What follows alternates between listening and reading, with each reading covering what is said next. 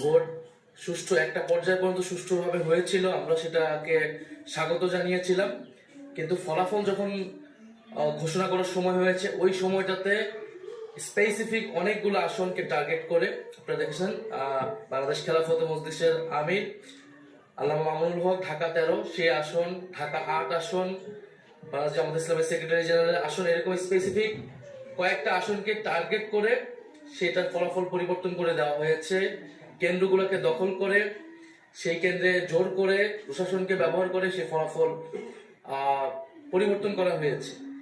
এখন যেই প্ল্যানের কথা আমরা শুনেছি, আমরা সেই প্ল্যানের একটা বাস্তবায়ন বা সেই প্ল্যানের একটা স্বরূপ কিন্তু এই নির্বাচনে আমরা দেখতে পাচ্ছি।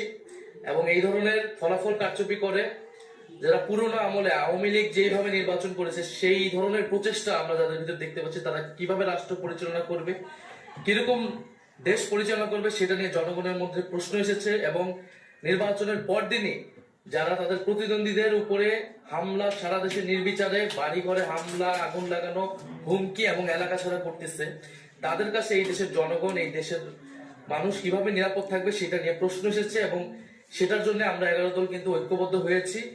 এবং ডক্টর শফিকুর রহমান বলেছেন স্পষ্টভাবে যে এটার জন্য রাজপথে নামার প্রয়োজন হলে আমরা সেটার প্রস্তুতি নিচ্ছি। কারণ এই দেশের মানুষকে, যারা 11 দলের পক্ষে নির্বাচনে কাজ করেছে, নেতাকর্মী সমর্থক, তাদেরকে হেফাজত করা, তাদেরকে রক্ষা করার দায়িত্ব আমাদের।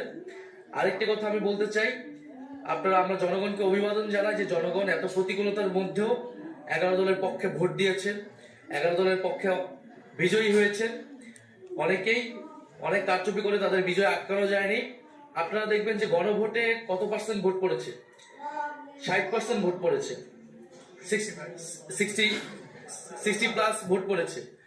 এই নির্বাচনে কিন্তু কিছু সুস্পষ্ট দুইটা পক্ষ ছিল, একটা সংস্কারের পক্ষ, পরিবর্তনের পক্ষ, যারা সংস্কার চায়, গণতন্ত্র চায়, চাঁদাবাজি বন্ধ করতে চায়, দুর্নীতি লুটপাটের বন্ধ করতে চায়, বিচার এবং সংস্কার চায়, আধিপত্য তো বিরোধিতা চায়। আরেকটি পক্ষ যারা পুরনো বন্দোবস্ত, পুরনো রাজনীতিকে প্রতিনিধিত্ব করেছে, যারা 72-এর সংবিধানকে চেয়েছে, যারা পুরনো যত ধরনের রাজনীতি আছে, যারা ঋণ খেলাপিদেরকে প্রশ্রয় দিয়েছে, যারা লুটপাট দুর্নীতি, সেই একই রাজনীতি করতেছে।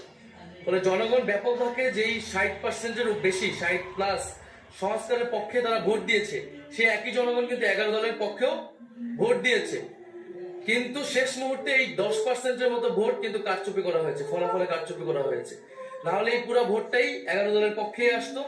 শেষ মুহূর্তে 11 দলের অনেক গুরুত্বপূর্ণ নেতাকে এবং প্রার্থীকে হারিয়ে দিয়ে ক্ষমতা নিয়ে নেওয়ার চেষ্টা করেছে। এবং আমরা নির্বাচন কমিশনে সেটা সুস্পষ্টভাবে এই অভিযোগ